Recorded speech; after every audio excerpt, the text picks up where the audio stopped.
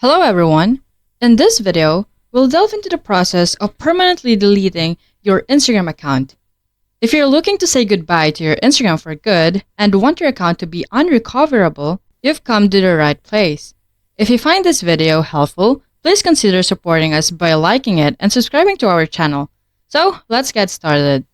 Start by launching the Instagram app on your iPhone or Android device.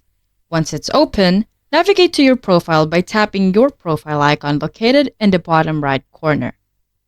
When you're on your profile page, access the Instagram menu by tapping the three horizontal lines located in the top right corner of the app.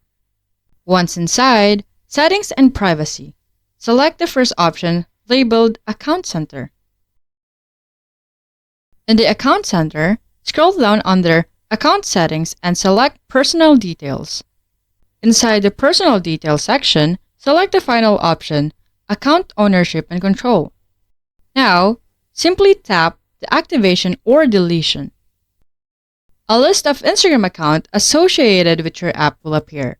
Select the Instagram account you want to delete. Make sure you select Delete Account, which is the final option in the list. Then, tap Continue.